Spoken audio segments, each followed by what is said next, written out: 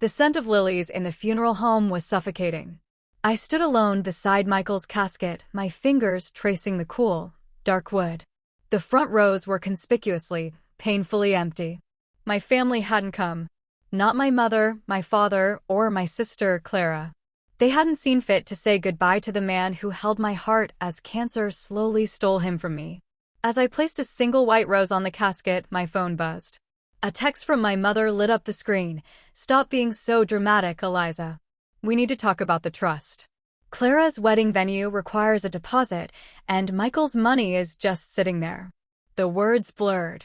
My husband wasn't even in the ground, and they were already picking over his bones. The $800,000 trust fund he'd left me, his life's work, his final act of love, wasn't a safety net to them. It was a dowry for their golden child. My name is Eliza. I was the quiet one, the reliable shadow to my sister Clara's blinding sun. Growing up in a well-to-do Boston suburb, our family looked perfect from the outside. But inside, the dynamics were clear. Clara, with her effortless charm and social grace, could do no wrong. I, with my straight-A reports and quiet diligence, could do no right. I learned self-reliance early, working at the local bookstore to save for college while my parents bought Clara a convertible for her 16th birthday. Their mantra was simple: "Clara needs our support. You're strong, Eliza. You can handle yourself." I met Michael in grad school at Columbia. He was a brilliant, unassuming data scientist with a heart far grander than his ambitions. He saw the worth in me that my family never could. Our wedding was small. Our life in a modest Brooklyn apartment was rich with love. When he was diagnosed, he spent his dwindling energy ensuring I'd be safe. "This money is your shield, Eliza," he'd whispered, his voice thin from chemo. "Promise me you won't let them take it." I promised. Their first overture was at a sleek coffee shop downtown. Clara arrived last, draped in designer cashmere. "Be reasonable, Eliza," she began, not a trace of grief for her lost brother-in-law in her eyes. "You don't have a saw me crying in a hospital corridor." They painted a picture of a hysterical widow, a danger to herself and her finances. Then it was our turn. Mr. Davies presented Michael's letter. Then he called Mr. Henderson to the stand. The old man's voice quavered, but was clear.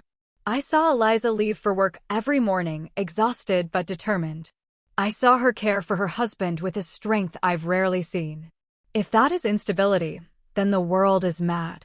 Finally, Mr. Davies played the recordings. Clara's voice, sharp and entitled, "That money is wasted on you." My mother's slip about the Hamilton family connections and the exclusive vineyard wedding venue deposit. The judge's face was stone. The gavel fell. The petition is denied. Furthermore, the court orders an immediate cessation of all contact regarding Mrs. Eliza Reed's assets. An investigation into perjury and harassment is hereby opened. The victory was quiet but absolute. The fallout was swift. The Hamilton family, appalled by the public scandal, pressured Clara's fiancé to break off the engagement. The perfect wedding evaporated. My parents turned on each other, their perfect facade crumbling into bitter recriminations. I received a final, pleading text from my mother. "Eliza, please. Let's be a family again." I typed my reply with a steady hand. "Any further communication can go through my lawyer. I am building my own family now. Do not contact me again." A year later, I stood at the dedication of the Michael Reed Computational Oncology Lab. The room hummed with the servers and computers his trust had funded. A young researcher, Maria, received the first scholarship in his name, her eyes bright with the future Michael had helped secure. I visited his grave afterward, the autumn leaves crunching under my feet. "I kept my promise, Michael," I whispered, placing fresh flowers by his headstone. "I used your shield. I built something beautiful." The wind whispered through the trees, and for the first time, the silence felt peaceful, not empty. The battle was over.